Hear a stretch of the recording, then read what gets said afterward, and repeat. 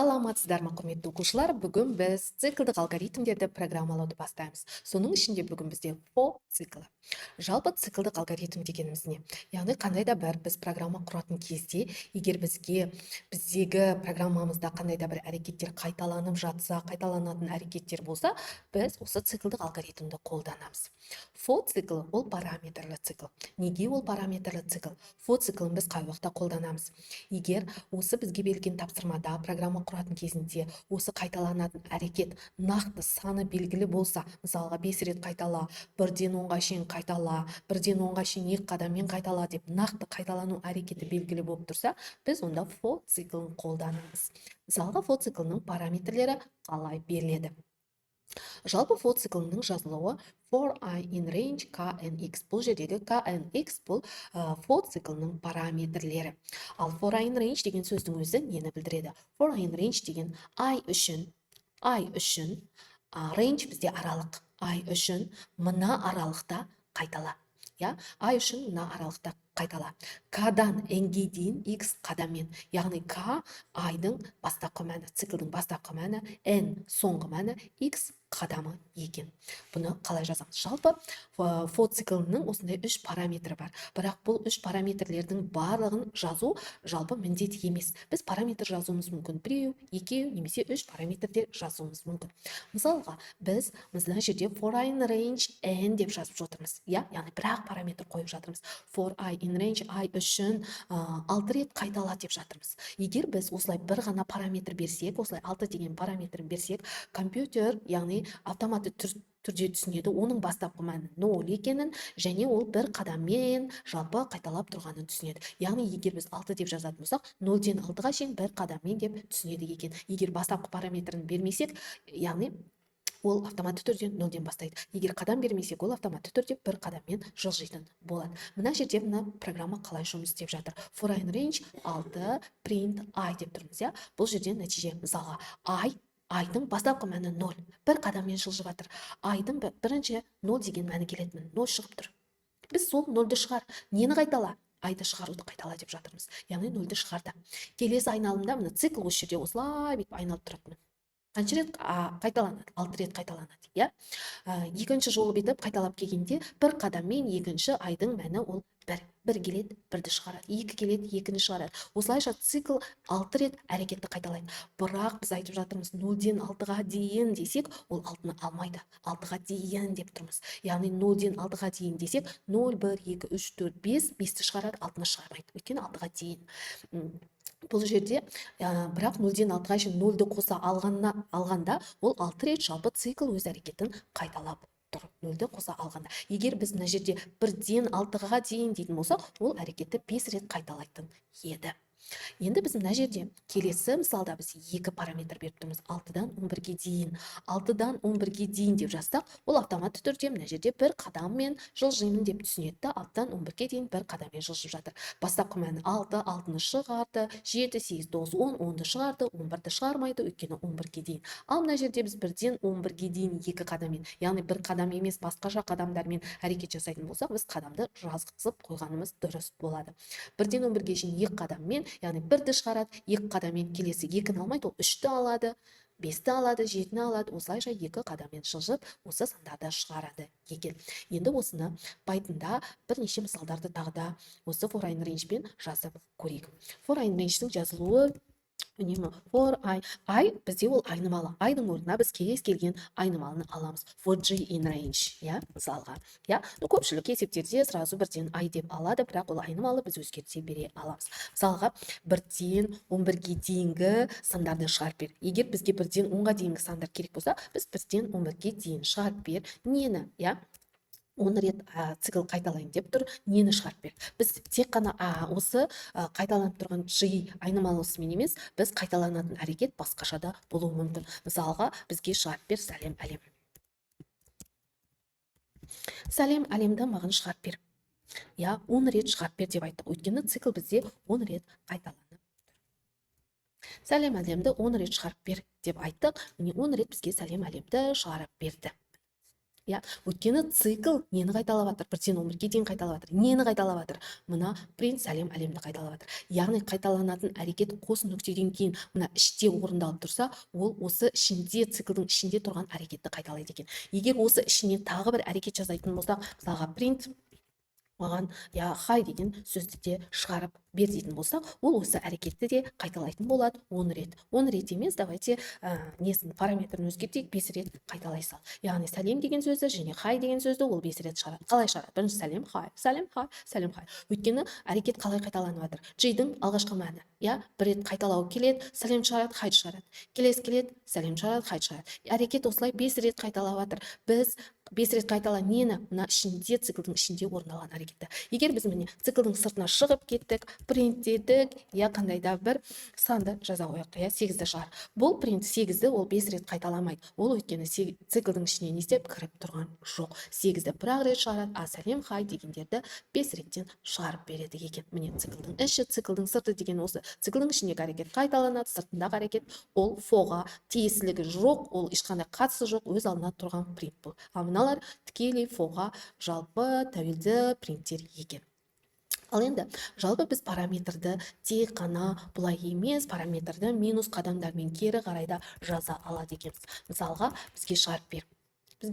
Жаңа 1-ден 11-ге шейінгі сандарды шығарып бер дегенде бізде параметрлерін өзгертіп сандарды шығарып көрейік. Мысалға 1-ден 11-ге дейін маған осы сандарды шығарып бер десек, әрине шығарып береді. 1-ден 11-ге дейін десек, 1-ден бастайды, бірақ 10-мен аяқтайды. 11-ге дейін деп тұрмыз. Дәл осыны 2 қадаммен шығарып бер десек, бізде қандай сандар шығады? Тақ сандар шығады. Тек қана тақ сандар. Өйткені 1-ден 11-ге дейін 2 қадаммен, 2 қадам деген 1-ді алады, 2-ні алмайды, 3-ті алады, 4-ті алмайды, 5-ті алады. Яғни сандарда 2 қадаммен жылжып кетіп бара жатыр.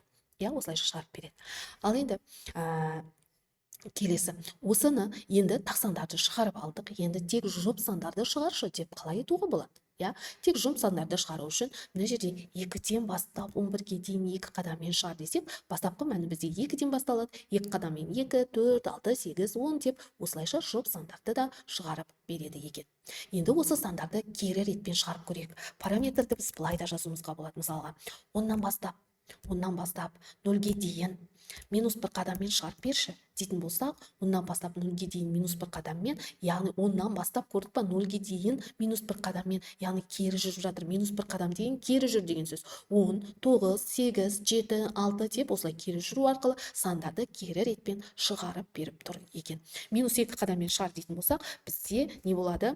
Жұп сандарды кері ретпен шығарып береді екен. Енді дәл осылайша біз тек қана осы G-ді, сандарды ғана, егер осы сандар бізге керек болса ғана біз print G-ді былай жаса деп айтамыз. Егер сандар керек жоқ болса, басқа нәрсе керек болса, біз printке басқа нәрсе жасақ, сол әрекетті мына жерде қанша рет қайталанып жатыр, цикл сонша рет қайталап беретін болады. Мысалға біз мынандай бір сурет салып бер деп айтып көрейік. Мысалға мынандай звездочкадан тұратын сурет салып бер. Звездочка G. Мына жерде 10-нан 0-ге шейін минус 1 қадаммен қайтала. G-дің алғашқы мәні 10. 10 келеді да, 10-ды звездочкаға көбейтсе, 10 звездочка шығады. Келесі айналымда келеді, 9 келеді, 9-ды звездочкаға көбейтсе, 9 звездочка келеді. Ең соңында 1 келеді, 1-ді звездочкаға көбейтсе, 1 звездочка шығатын болады. Мінекей, біз осылайша мына звездочканы G-ға көбейту арқылы осындай бір суретті шығардық. Енді еще осыны біз кері ретпен шығардық. Осыны тура ретпен, елочкамыз тура ретпен шығу үшін, әрине 1-ден 11-ге дейін десек, бізде елочкамыз тура ретпен бірінші кішкентай біреу шығады, екеу шығады, осылайша әрекет қайталанып жатыр екен. Енді тағы бір мысал. Мысалға 1-ден 11-ге дейінгі сандардың қосындысын тауып берші дейді бізге. 1-ден 11-ге дейін, яғни 1-ден 10-ға дейінгі сандардың қосындысы бізде 55-ке тең. Осының қосындысын қалай табамыз? Қосындыны табу үшін біз аламыз бір айнымалы аламыз. Бір айнымалы аламыз да, айнымалының бастапқы мәнін 0-ге тең деп аламыз. Сөйтемізді S тең S қосылған G деп аламыз. S тең S қосылған G. Сөйтемізді print циклдың сыртында бәрін қосып болғаннан кейін print бізде S-ті шығарып берсін. Бұл қалай жұмыс жасайды? G-дің алғашқы мәні 1 келеді, S-дің алғашқы мәні 0. 0-ге 1-ді қосады, S 1-ге тең. Келесі айналымда келеді, 2 келеді. S-іміз 1-ге тең, 1-ге 2-ні қосады, 3. Міне дәл осылай қосу арқылы бізде 55 шығады екен. Ал егер бізде принтті циклдың ішіне кіргізіп жіберетін болсақ, әрбір қосындыны қайта қосу арқылы шығарады. Міне 0-ге 1-ді қосады 1. Келесі айналымда келеді 2 келеді, 2-ге 1-ді қосады 3. Келесі айналымда 3 келеді, 3-ге 3-ді қосады 6. Осылайша ең соңғы мәнге шейін әрбір қосқан сайын қосындыны шығарып тұрмын. Бұл өйткені циклдың ішінде тұр. Қосты шығарды. Ал егер мына жаққа қоятын болсақ, бірінші бәрін қосып алады. Қосып болғаннан кейін барып ең соңғы мәнді бізге S-ке шығарады. Сонда бізде тек 55 деген мән шығады екен. Енді келесі енді жалпы осы for циклы тағы да түсініктірек болу үшін мына бір мысалдарды қарастырып көрейік. Бірінші мысалға қарайық. Бірінші мысалда К мен N аралығындағы барлық жұп санды экранға шығар дейді.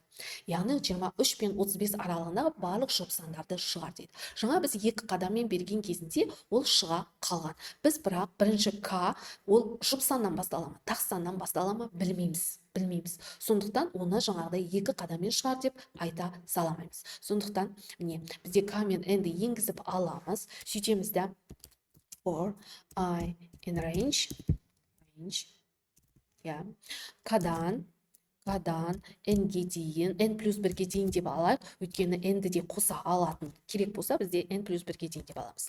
Сөйтеміз де бізде print I. Енді осылай К-дан N-ге дейінгі сандарды шығарып бер дейтін болсақ, ол бізге былай шығарып беретін еді. К-мыз мысалға бізде 23-ке тең, N-іміз 34-ке тең. К мен N-ге дейінгі барлық сандарды 23-тен 34-ке дейінгі барлық сандарды шығарып берді. Ал енді осы 2 қадаммен шығарып бер дейтін болсақ, ол не істеп жатыр? Тақ сандарды 23-тен 34-ке дейін тақ сандарды шығарып беріп жатыр. Ал бізге не керек?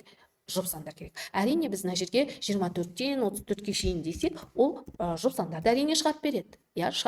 Бірақ бізде шарт болып тұр, ол тақ саннан бастала ма, жұп саннан бастала ма, біз білмейміз.